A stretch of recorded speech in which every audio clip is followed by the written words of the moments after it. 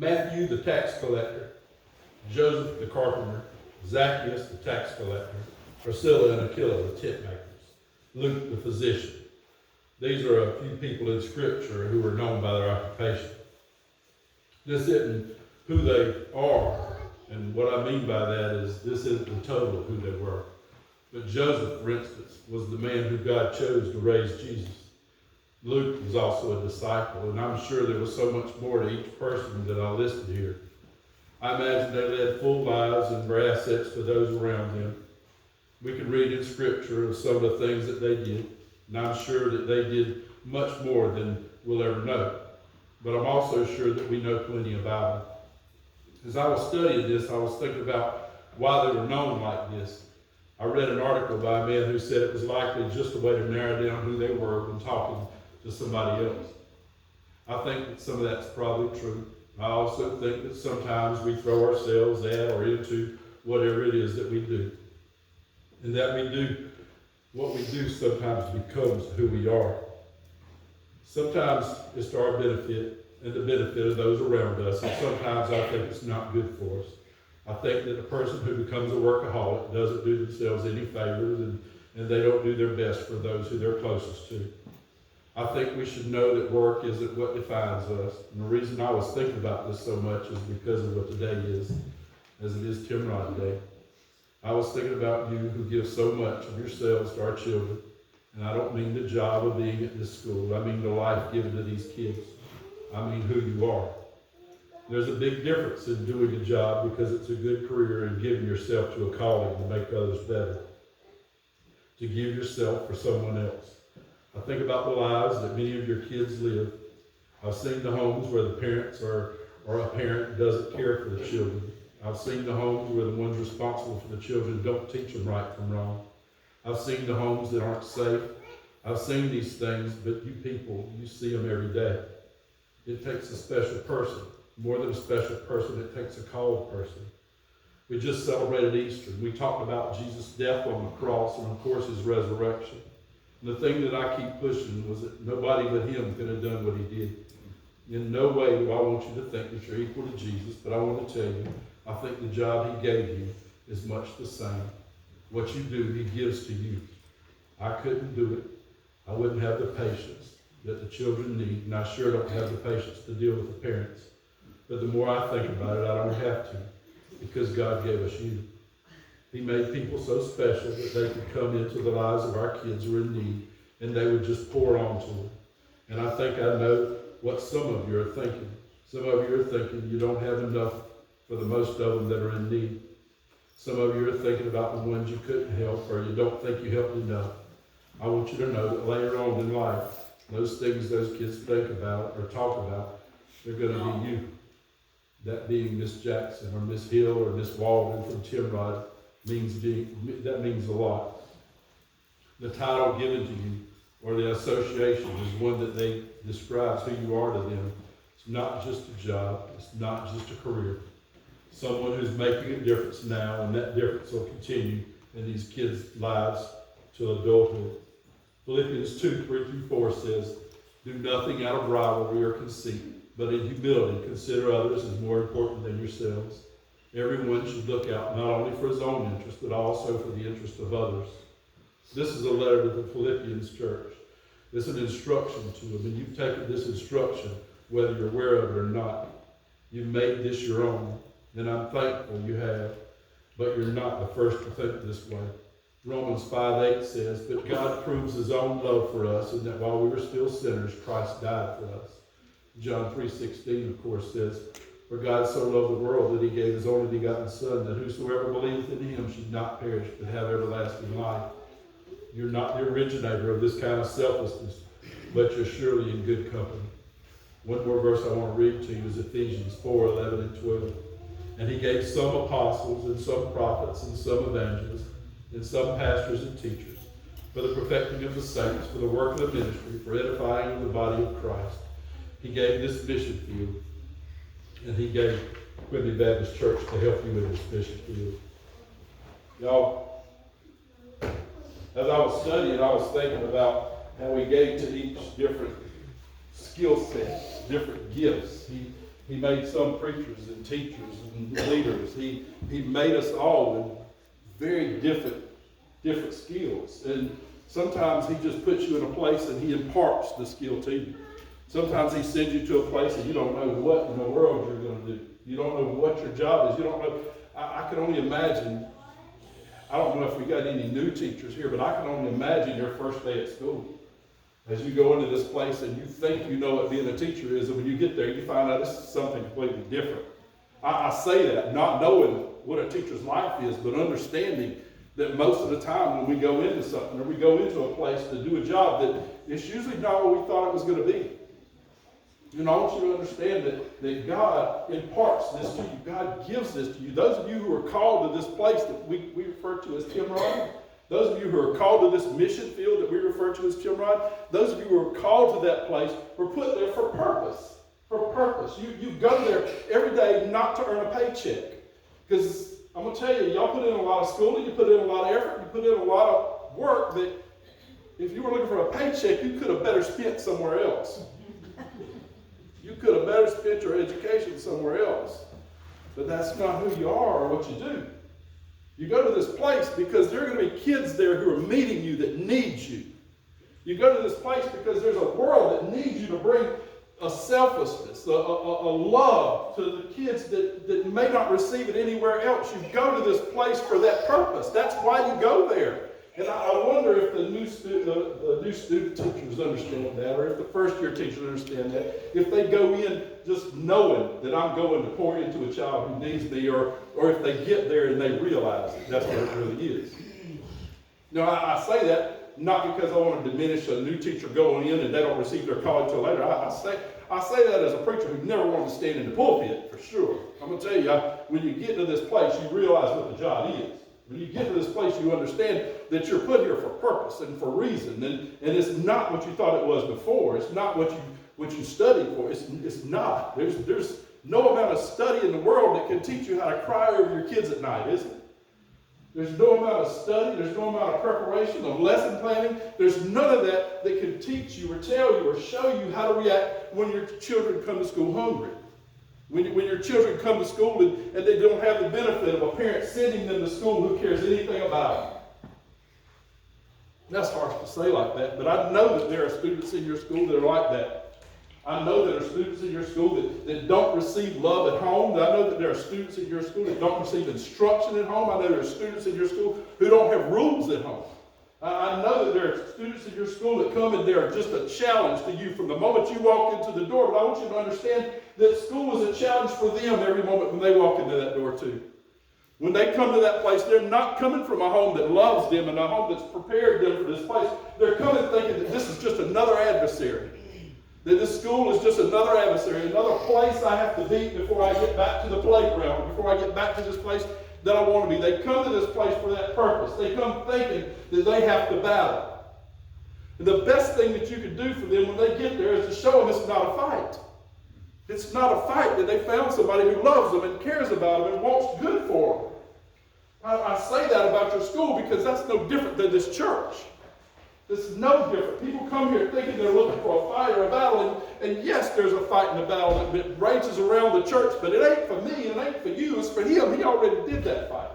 He made that fight, and he defeated that enemy. Now, what we got out of that was we got a surety and a certainty of who we are. I know who I am. I am a mighty, mighty child of God. I'm a mighty child of God. There's nothing weak or inconsequential about me. There's nothing I can't do. There's nothing that can stop me. There's no principality, no government. There's no evilness in this world that can stop me. Not because I'm so strong or so cool or so, not because I'm any of that stuff, but because of who prepared me. But because of who walks with me. But because of who stands behind me. And when I doubt if I can do it, or when I say I'm not smart enough, strong enough, or prepared enough, when I say those things, who will push me. He'll say, you go, you go. You go and you fight this battle. You fight this battle and understand that I'm fighting it for you. Understand that you're just there. You're just there. You go and you walk into that place. You walk into that school. You walk into these kids' lives who are in such turmoil, and you go and be there. You go and be there, and you see what the Lord gives you. You see what he gives to you. And I'm not pretending that every teacher in the school is saved as a child of God, but I'll tell you, those of you who are, you have a mighty and an awesome responsibility. And I'm not telling you to go preach the word of the Lord to them. I wish you could. I'm not telling you to do that. I'm telling you to go to a school and you love like Christ did. You go to that school and you pour out like he did. You give sacrificially like he did. You go and you be who he said you would be. Not because of who you are, but because of who he is. But because of what he did. None of that is for my glory. None of it for your glory. You teachers who we're lifting up and talking so much about, you educators who go and you supply for the needs of these kids, you folks who come and you support and you pour out and you touch everything in their lives. Mr. Brown in the back there ensures that they have a clean and safe school. In the library, you ensure that they have a quiet place where they can go and contemplate and read.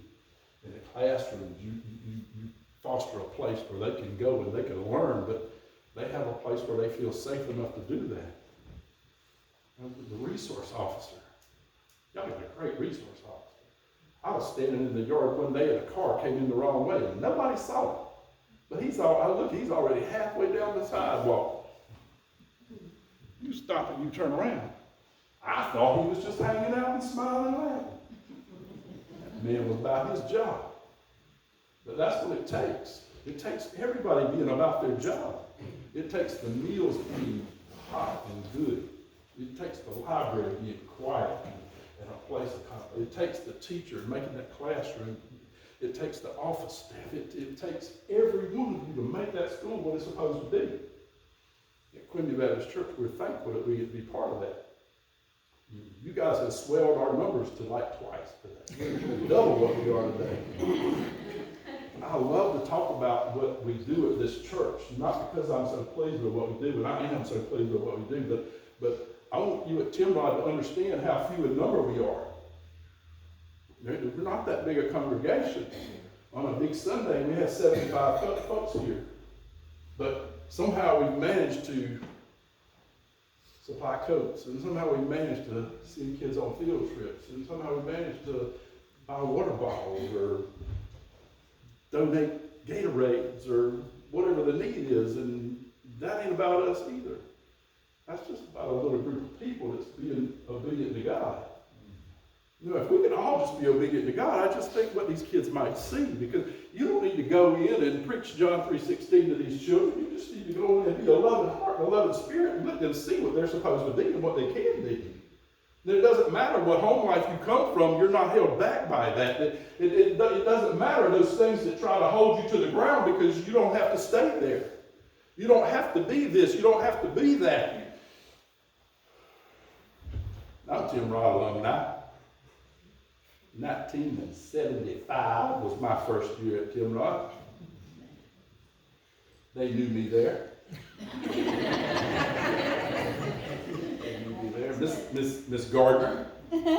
Miss Moore was my kindergarten teacher. She's the one that gave me the little baseball player cookies and the little flour cookie you wear on your finger, and you eat it till it's gone, you spin it around. That's how you eat the flour cookie. You know, they know me, they knew me. Miss Gardner, she probably didn't know what my face looks like, because she usually saw me like this. But they knew me. You know, I'm blessed to be from that place and from a people that love me and care about me, even though I didn't appreciate it then. You know, as Miss Gardner was wailing on me, I did not appreciate it, but I got the benefit of being with people who have my best interests at heart. I got the benefit of being with people who will correct and rebuke me when the time is right, and people who will love me and lift me up when that time is right, and people who will put their arm around me when that time is right. I get the benefit of all those things, and you people have to be all those things, because that's who our God is. You know, our God is a God who loves us all the time. And sometimes that love looks different. Sometimes that love is a nurturing, giving thing. And sometimes it's a time of correction and rebuke and get your act together, boy. And sometimes it's that, but it's always a time of supplying. He's always supplying and always giving and always doing. And I don't know what's coming next. As I walk down from that pulpit, y'all, I don't have any prepared words. As I come from that pulpit, I don't know what I'm getting ready to tell you. I'm waiting for God to tell me what to tell you. And God expects you to do the same. Walk into that schoolhouse, walk into that classroom, walk into that lunchroom, cafeteria, walk into the library, walk through the halls, wherever you're at, go knowing I'm just going to walk, and whenever the Lord presents me, I'm going to knock it out of the park. I'm going to knock it out of the park because I'm going to ask him when to swing. And when it says swing, I'm going to swing hard. You just go there and you be love, you be Christ, you be all those things that Scripture tells you to be, because apart from the glory of God, apart from his death on that cross, we are those same lost children walking around that school. We are those same lost people walking around this world, in this church. Apart from him, we are that same struggling folk. Apart from him. You know what the best part of that 3 words is? Apart from him, we don't have to be. I am not. There's not a time when I'm apart from him. I'm never apart from him. As I struggle, as I realize that I'm failing, as I realize that I'm not doing right, I'm not apart from him. Though I wish I could be, though I wish he didn't see, though he didn't know, he knows, because there's never a time when I'm apart from him. And when I'm doing good, when I'm doing good, there's none good under the sun. But when I'm doing those things that he called me to do, that man would say are good, he's right there. When I'm trying to neglect those things, when I'm not living up to that, when I'm not being all that I could be, he's right there. He's there all the time. But you and me, we have to come back to a place. Y'all get breaks now. You're around school and you get a 9 weeks and you get a break. And you need that. Okay? You need to get back to a place where you're rejuvenated and you can go back in. You need to rest yourselves. You need to pray. You need to center yourselves. You need to understand that what you're doing is so much bigger than you. You need to do all those things, because you know what comes after that next 9 weeks? Another 9 weeks. Never stops. Never stops. That needy child that walks through your doors, that struggling child that walks through your doors, that child that just can't learn the way you did try to teach them, that child that just doesn't have a home life, that child that, as much as it breaks your heart, when that child leaves your classroom, you know what's coming? Another one. Another one. Pour out on them. I'm going to tell you, years later, they'll come back. Years later, they'll remember. Years later, they'll remember Miss Henson at Timrod. They'll remember Miss Jackson. They'll remember you guys. Years later, they'll think that these people love me. My prayer is that they say, why did they love me? And that they'll recognize my Savior. It's my prayer. I tell y'all this every year because I don't get to say it very much. But Allie Brooks was that guy. Did not like Allie Brooks. Oh. He was a mean man. He kicked me out of school. He didn't even walk me out. He sent 2 vice principals to take me out the back door. Out the back door. 2 vice principals to take me out the back door. And about 20 years later, he calls me and asks me to go and speak at Educators Association. And I get the privilege of going and doing that. And today, Dr. Brooks is not that same old man I couldn't stand. Then the day he was that man who I look back and remember somebody who wouldn't accept less. And I look back and I remember who wouldn't let me get away with being the so-and-so that I was. That's who he is to me today. But no matter who you think you are to these kids, no matter if you think you're this mean somebody, or if you think you're holding your standards too high, or if you think you failed, no matter any of those things, they're going to remember you as that loving person. They're going to remember, because Allie Brooks never offered me one speck of love when I was at that school. Not one speck. But when I look back now, I see that what he did offer was love. You know, what he did offer was what was right for me. What he did offer was that. You get your minds right. You get your minds right. Faculty and staff, you get your minds right, because your battle is not going to end at the end of the 9 weeks. You're going to have more kids coming. Another generation. And I don't know what the next generation brings. If the next generation is going to be easier or harder, I pray the next generation be easier. I don't really think that's going to be the case. You get your minds right. You put on your armor and you go to that place and you just prepare yourself for whatever comes through the door. You just smile and you use the glory of God, the grace of God, to use all that He's given you to be everything that you can be for them. And you remember that that was Him. That was Him. He did that same thing for you and for me. He came to a place He didn't have to be. He came to a world where He didn't have to be. He could have stayed in heaven and just looked down upon it. He could have wiped us out until He got the generation that would be that right generation. He could have done that, but He didn't. He came to this place and He walked and He taught and He taught and He saved and He healed and He performed miracles. He did all those things and then ultimately died on the cross so that you and me can be in a place like this today and say, Father, forgive me. Father, have me. And I'm going to ask, we're going to have a hymn of invitation. Our musician would come forward. We're going to have a hymn of invitation. But I want to tell you that if you're not saved, there is none better day than today. If you have not accepted Christ, do it today. I want to tell you that if you're struggling, if you're worried, if you're wondering, I want to tell you all those things can be found in Him. All the answers are found in Him. If you're looking for strength, it's found in Him. If you want to pray for your kids, it's found here, it's found there. Whatever your need, I pray that you go to God with it. And don't be self-conscious. You can come to this place. Nobody here is going to judge you because everybody struggles. When you come here, it's not your neighbors looking, saying, I wonder what's going on in their life. I pray that these Christian folks understand that it's a Christian person talking to their God. I want to tell you, this place is open, and this place has no judgment here. This place is a place where you lay sin down, and He takes it from you. But the God I'm talking about is a personal God who sits in your seats with you, who's over your shoulder, who's beside you right now. He's got His hands on you right now. And just because you don't come to this place and you don't offer your prayer in front of these folks, that my God is still talking to you, that my God is still with you and beside you and having you.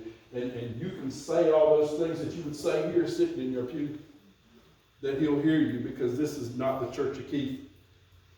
This is His church. When you ask for forgiveness, you're not asking me for forgiveness, you're asking Him for forgiveness. So if you're sitting there and you don't want to come to this place, or if you fight the urge and you don't come to this place, understand that my God is not leaving you alone. That my God is beside you right now, calling and urging you. That my God right now is offering Himself to you where you sit, where you stand. My God is still offering Himself to you. So whatever your need is, you do your business with Him. 200